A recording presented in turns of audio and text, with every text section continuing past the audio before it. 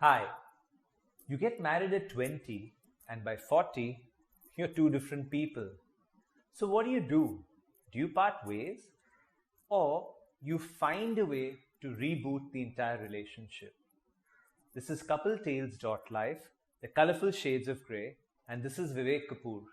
Keethu, your views on this, because I mean, contextually, when you talk about something like that, you get married at a particular point of time, and a few years down the line, uh, how do you become suddenly two different people, and how do you, kind of come around this whole thing?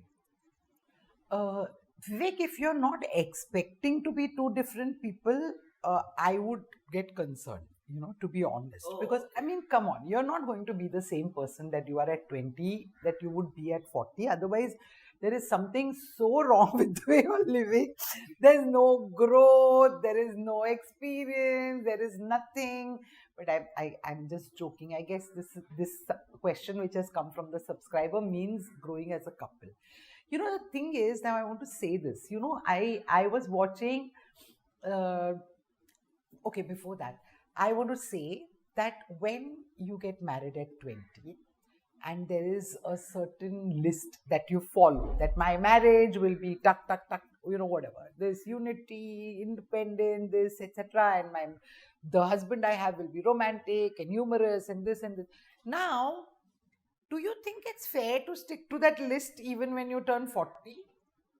I think not, because you also start evolving as a person, Right. So when you ask me this question, it's very interesting because I think to deny yourself the growth of that journey of togetherness is very important. Okay, and for that, I have friends, Vivek, who are like constantly very critical about I have changed. Now I am 40 and I like to go to sleep at 10 and I can't party and I can't do this. And my husband, no, then it doesn't match.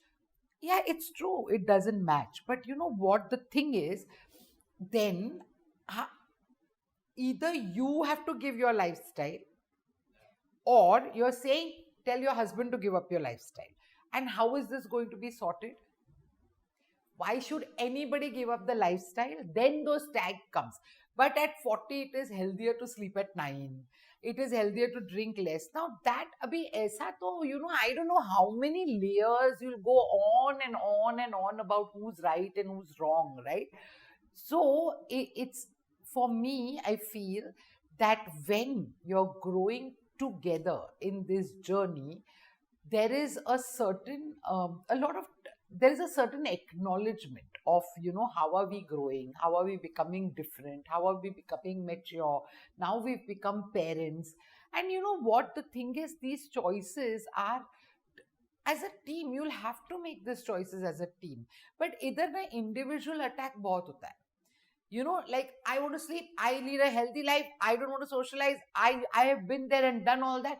But the other person may want to do that, and it's also another thing is, a lot of couples believe I want to do everything together, and that also, I think, as you grow older, maybe, I don't know, it's a couple to couple, but sometimes it's good to give each other that breathing space, to say, okay, we have our relationships, you have your relationships. But I'm saying, you were a different person at 20, you are going to be different at 40. First acknowledge that, because when you're saying that at 20 I got married, at 40 now, we are all very different people. You are going to be different people, but are you, the interesting point is, are you looking at it only through your perspective, right? So for me, it's always about having conversation, it's always about communicating, it's always about coming to a middle road. So I just feel that I don't know, Vivek, I can't say how to reboot or whether you should stay or not, because it's a very unique DNA for each relationship, right? Now, if I were to flip this thing, just between us to get the thing going, uh, so you said that you have different choices sometimes because you're also growing and evolving. Exactly. You're doing various things. Now, what got you, if you were to revisit what got you together at the age of 20, because there must be some common ground, right? Can that not happen at 40?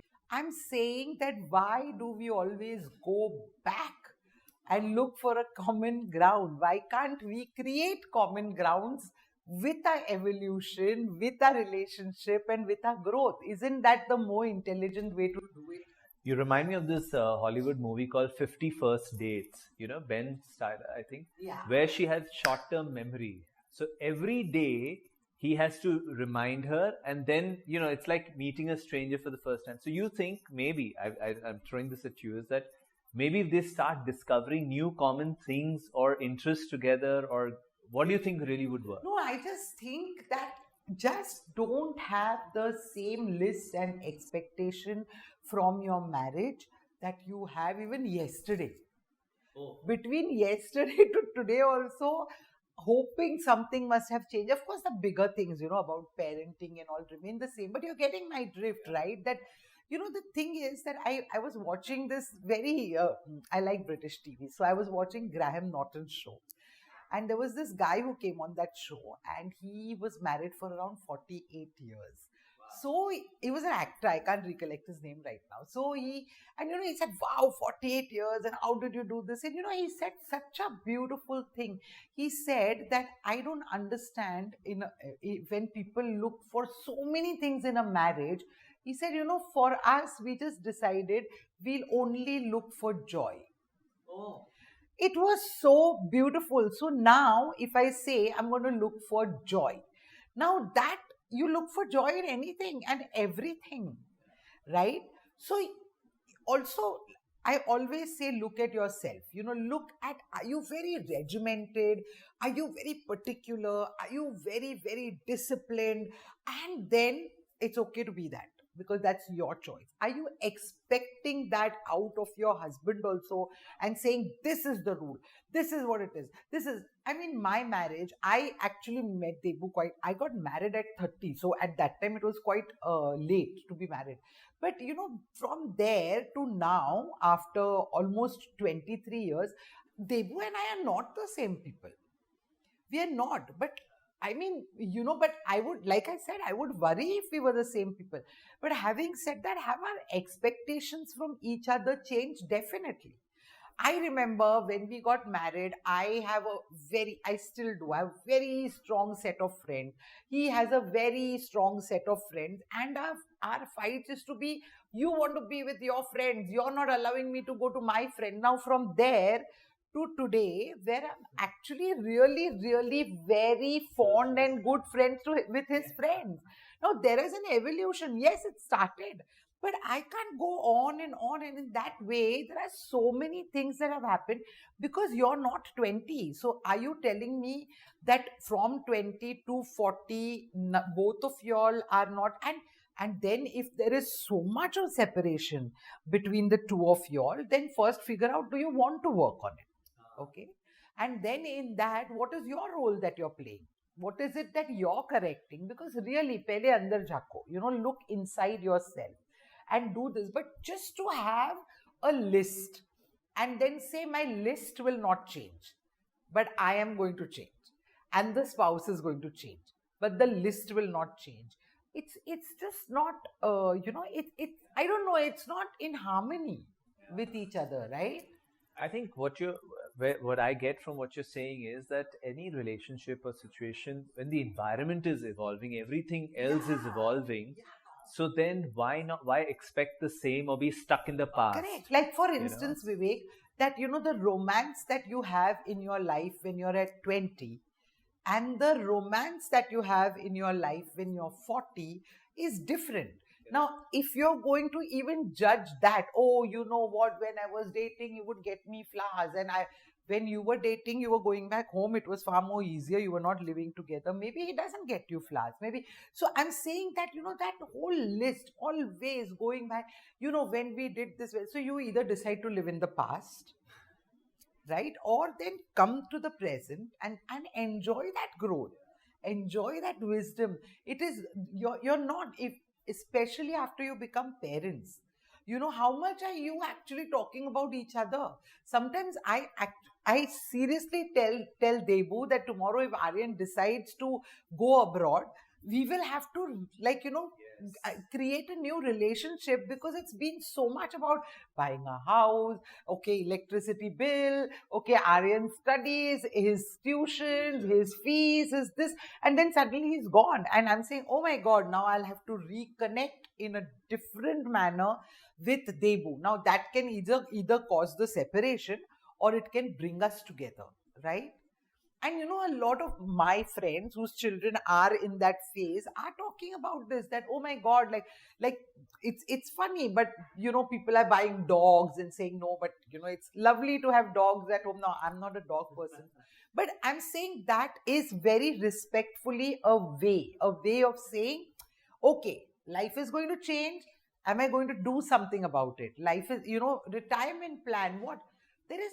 So I'm it's a very interesting question, but it's also a question which requires a lot of your own evaluation, a lot of your own choices, and a lot of, the most important is how stubborn you are about your lifestyle and people following that. The part about whether you should go your separate ways or how to reboot, I really don't think I can comment on it right now, right? But I gave in my example that I will reboot with Debu by saying, oh, now you and me have to become friends again. So from having that 20-year-old romance to actually now I feel a lot of companionship with Debu. Damn. So I think what I get, and I'm sure in some ways we've elucidated it pretty nicely, is the fact that if everything around you is evolving, then why should the list remain the same? The list of expectations. Why not evolve that also and reinvent yourself? You never know what you stand to discover about each other, So I think that's quite fascinating as a way to look at things. That why hold yourself Absolutely. and not just say, okay, let's just set ourselves free and then discover. And mentally don't think that I am growing but they are not. Like that is also something that you talk about, that no, yeah, I'm growing but they are not. It's not true. Yeah, people grow. I don't think there's a choice. Yeah, actually we don't have a choice but to change. So I hope we've been able to shed some light onto the topic, and it's been great to actually sit and think about all the queries that you guys send us, because it makes us introspect a lot, because we've been married for some time now. So this is Vivek Kapoor signing off from CoupleTales.life. And this is Geetu Purkayastha. Do like, share and subscribe, and don't forget to hit the bell icon so that you know all about our future episodes. Thank you and have a great day.